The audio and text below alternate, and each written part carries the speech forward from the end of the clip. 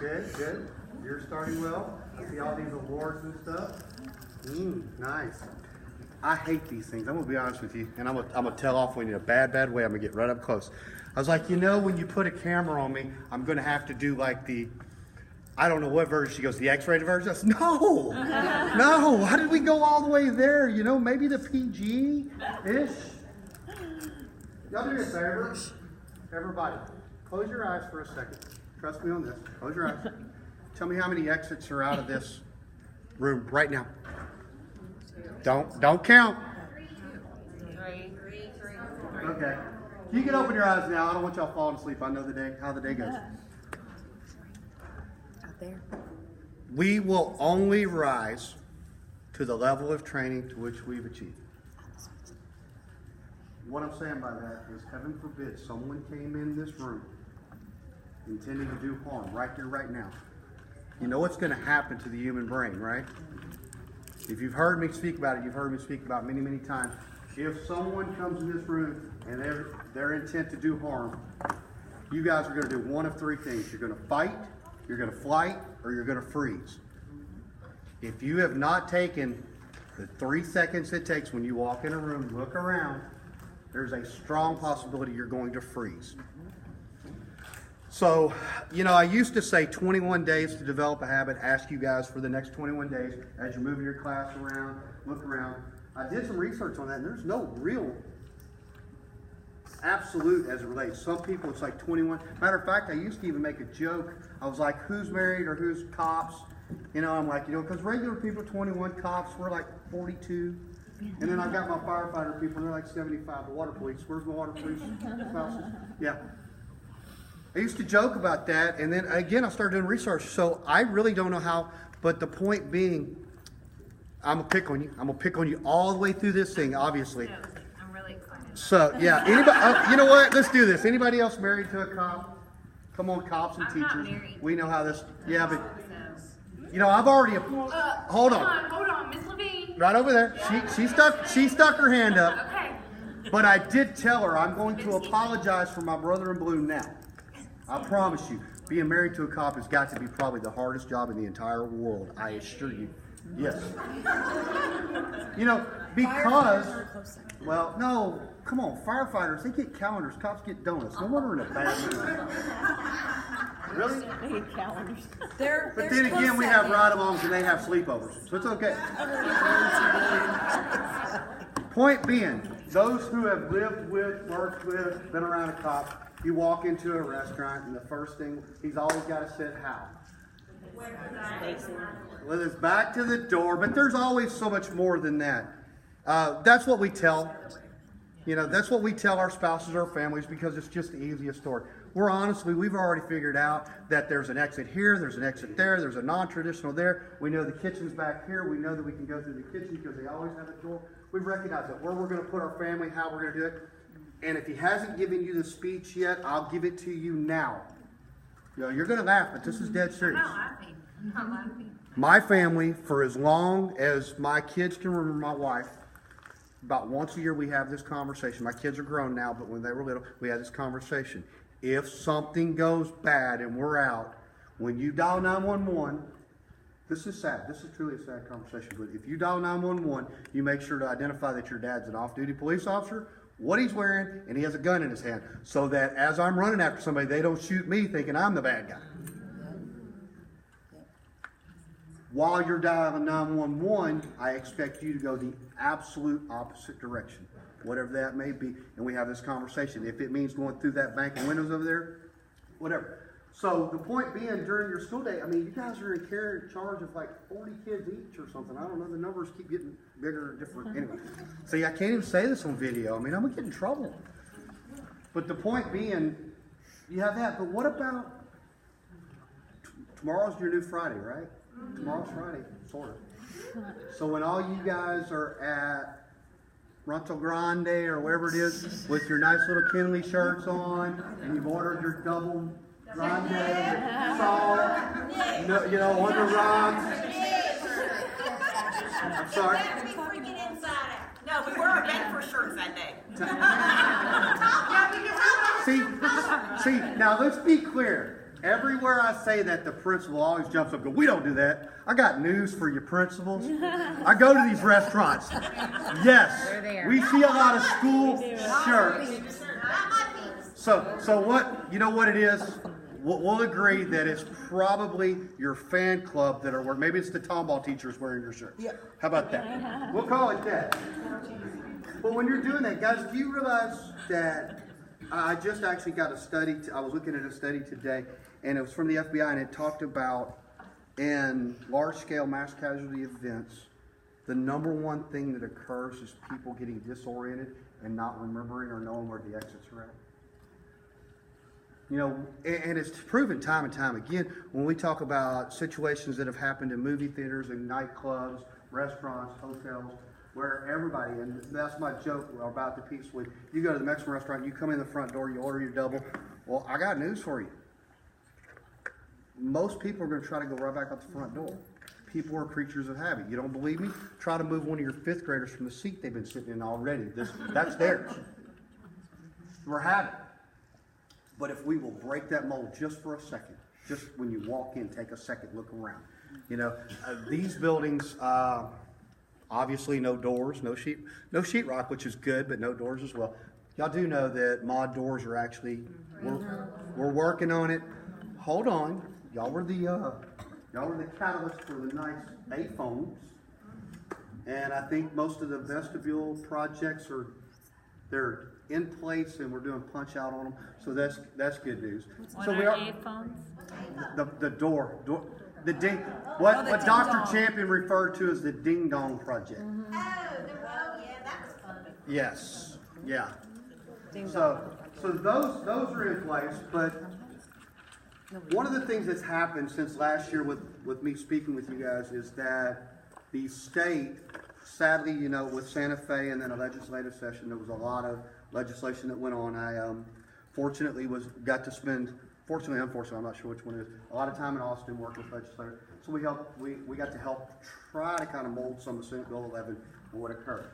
One of the things that came out of Senate Bill 11 is going to be standard response protocol. It's this. It's standard language.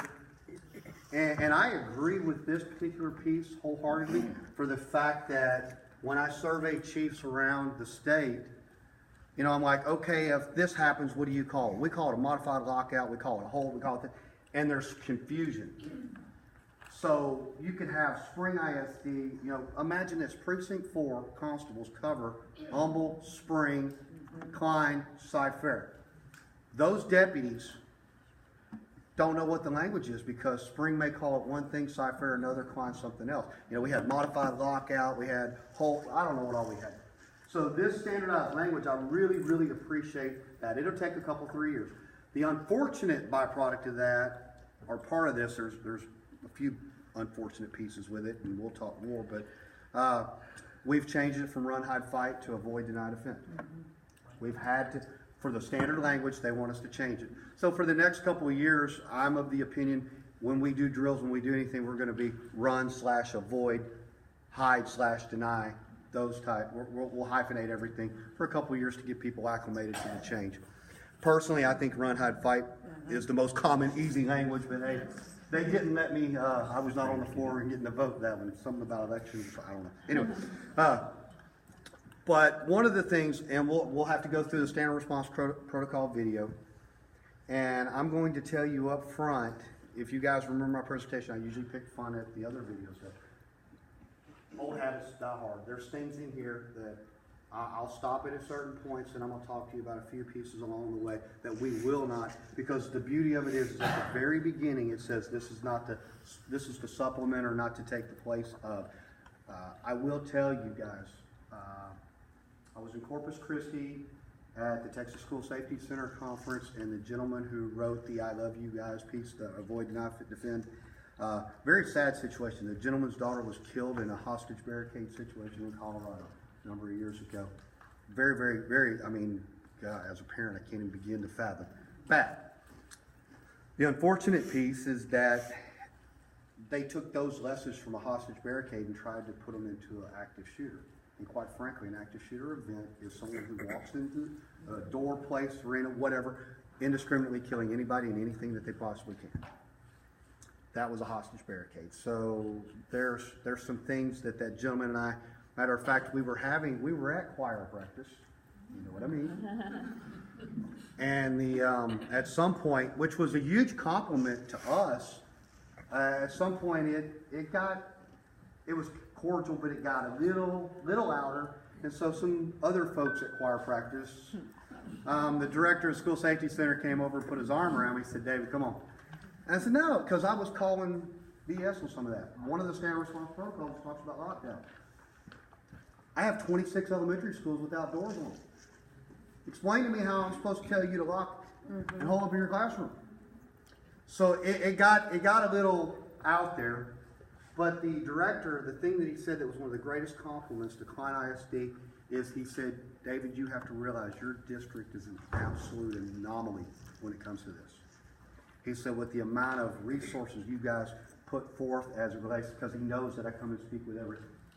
Ask your teacher friends how often the chief of police stands in front of them and talks about these pieces. It doesn't happen. And I'm not picking on my counterparts, it just doesn't happen. Or the active shooter response training that we do. Guys, you realize that we have as many active shooter staff on our instructors on our staff as HPD does. I have to guess. I believe we're pretty close. We have 54, they have 5,400. That's how much effort we put into it. As well as the training, as well as the mitigation, the threat and risk assessment and some of the other pieces that go with it. So, with that, you know what, let's go ahead, let's start the video. I'm certain there's going to be some pieces. And again, never mistake, I really truly believe in the language piece. I just don't believe in some of the actions maybe.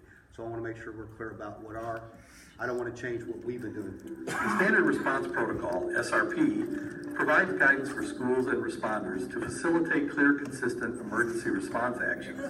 The SRP is not a replacement for any school safety plan or program. It is a response enhancement for critical incidents designed to provide consistent, clear, shared language and actions among all students, teachers, staff, parents, first responders, and the community. Response actions require everyone to understand their roles and how to respond in an emergency. The SRP consists of 5 standard response protocols: lockout, lockdown, evacuate, shelter, and hold.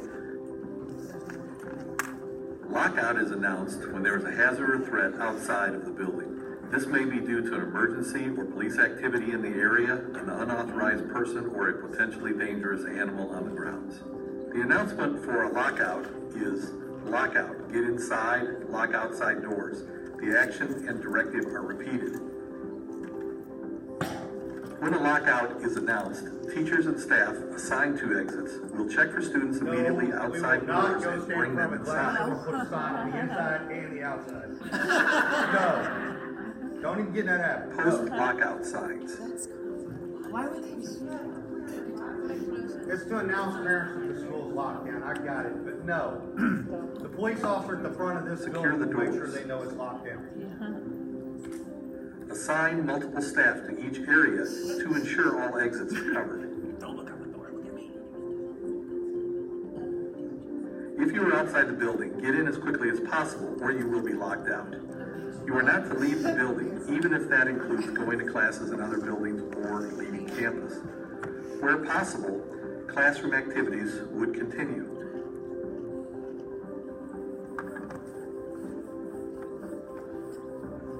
When the school is notified about a possible danger in the immediate area, the administration is to be informed and the lockout action and directives will be announced. All staff should be empowered and trained to make appropriate response announcements. Then announce lockout, get inside, lock outside doors. Lockout, get inside, lock outside doors over the public address system or other established communication methods.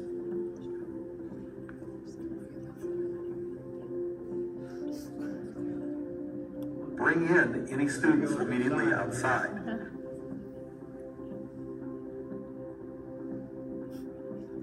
Post lockout signs. Secure the exterior doors.